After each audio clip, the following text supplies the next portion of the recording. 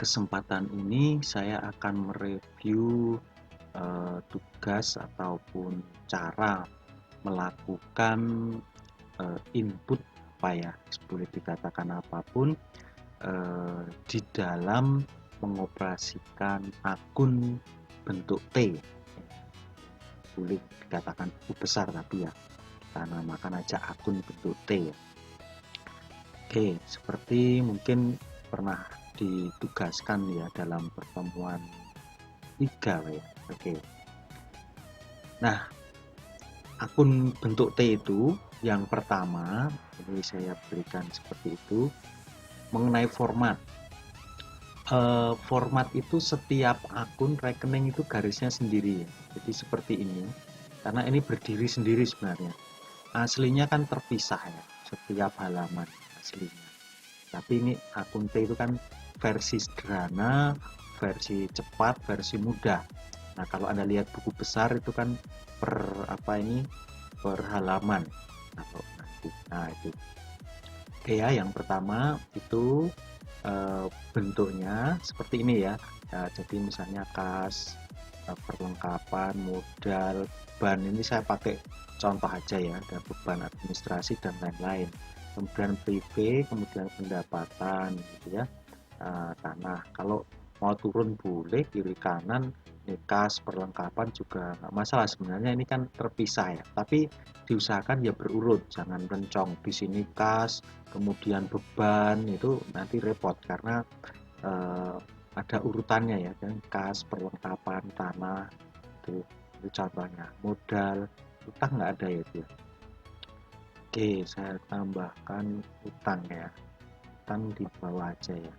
Saya tambahkan utang dulu biar nanti, nah, utang ya, utang bank atau utang dagang ya, pokoknya utang dulu. Oke, saya ambil contoh saja ya, tanggal 1 bulan 8 2021, oke lah, kalau salah ya itu, oh ini 1 Agustus ya, karena saya pakai komputer langsung keluar seperti itu ya, tidak apa-apa ya. Agustus sudah selesai. Oke, 1 bulan 8 2021 ini nggak ada keluar ya, coba saya formatted sorted. Oke. Oke, yang pertama misalnya di situ ada setoran modal ya, setoran modal 25 juta. Nah, ini yang pertama. Jadi memasukkan kas dari mana? Dari modal gitu ya. Oke ya, saya gerak cepat. Oke, gerak cepat ya. Terjadi.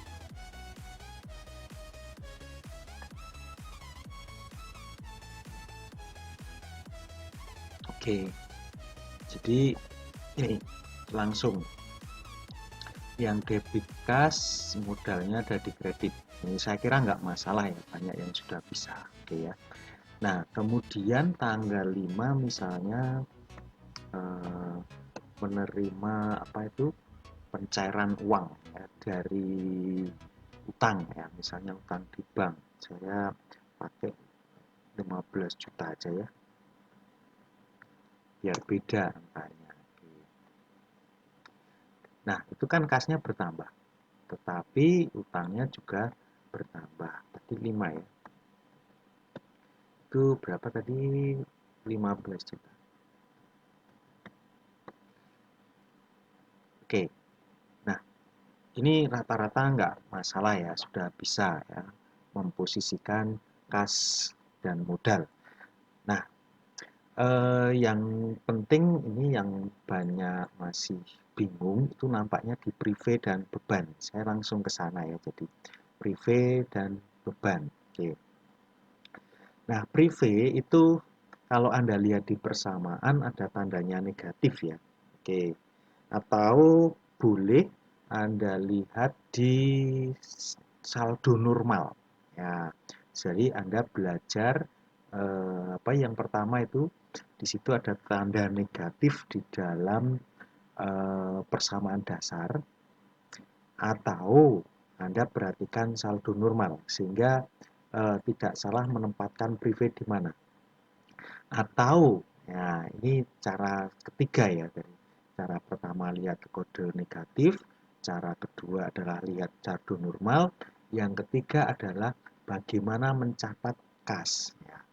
Ketika pemilik itu mengambil kas, misalnya tanggal 10 aja ya. Tanggal 10 itu mengeluarkan kas ya. Kas itu kan kalau dikeluarkan mudah diingat ya. Dikeluarkan mudah diingat gitu. Nah, misalnya kan catatannya mestinya private dulu ya, tapi nggak apa-apa, ini untuk menjelaskan gitu. Untuk mudah diingat, ketika kas itu keluar, dia ada di sebelah kredit, di sebelah kanan. Misalnya ambil 2,5 ya. Oke, ini ambil 2,5. Nah, prive letaknya di mana? Di kiri apa di kanan? Kiri di sini, kanan di kredit gitu ya. Nah, lihat ini. Kalau kas sudah berada di kiri, maka salah satunya mesti ada di debit. Nah, itu maka yang saya sebut perhatikan saat mengeluarkan kas itu yang betul kasnya mesti di kredit, itu mesti selalu gitu ya. Nah, oke. Maka ketika itu prive-nya di debit justru. Oke. Prive-nya justru di debit, lawan daripada modal gitu ya. Ini berkurang. Prive itu mengurangi modal, bukan menambah modal. Atau keempat logikanya, ketika modal berkurang itu di debit. Ya, karena modal bertambah di kredit di sisi sini ya bertambah, ada setoran, ada penambahan itu sini. Tapi ketika berkurang itu ada di debit. Nah, prive itu kan itu turunannya modal gitu ya. Maka dia ketika bertambah prive sebenarnya mengurangi modal seseorang itu berkurang, maka dia berada di sebelah debit.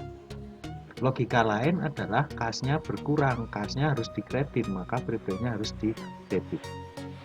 Oke, jadi beberapa hal tadi yang bisa Anda pertimbangkan untuk menentukan prive itu ketika bertambah itu berarti pemilik mengambil prive itu di debit apa di kredit. Yang pertama apa tadi? Tanda negatif di dalam persamaan. Kemudian yang kedua itu apa tadi ya? Saldo normal ya. Yang ketiga posisi ketika kas berkurang. Ketiga logika ketika modal berkurang. Ya, oke. Itu akan menandakan di mana letaknya prive. Nah, sama mirip dengan di beban gitu ya. Nah, misalnya tanggal 15 2021 misalnya dikeluarkan uang 300.000 untuk biaya fotokopi. Nah, kasnya mesti dikredit, tapi nek jurnal biasanya debitnya dulu kan ya. Ya, tapi langkah awal ini saya menganalogikan dengan di kas. Ketika mengeluarkan kas, maka beban itu akan bertambah. Nah, jadi mungkin ya ini kadang ada yang menganalogikan gitu ya. Debit itu apa? Debit adalah ketika terjadi penambahan. Kredit apa? Ketika terjadi pengurangan. Nah, kalau Anda pakai definisi itu kacau nanti ya. Kacau. Maka yang terjadi ketika ada penambahan beban, nah itu ada di kredit apa di debit ya. Di deleh kredit karena pengurangan. Nah, itu ya yang membuat kacau. Karena itu konsep mungkin single entry, bukan double entry. Oke ya, kita pakai double entry, jadi kasnya dicatat, bebannya juga dicatat. 300.000. Nah, oke, misalnya tanggal 20 lagi bulan membayar bunga pinjaman 150.000. Oke, beban pinjaman gitu ya. Nah, ini bukan pinjamannya yang pertama membayar gitu ya.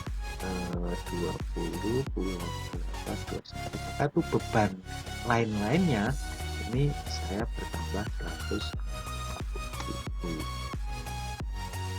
Oke. Nah, kemudian ketika menghitung saldo bagaimana, Mas? Ini jumlahnya berapa ya? Ya udah, saya pakai cara cepat aja ya. Saya pakai.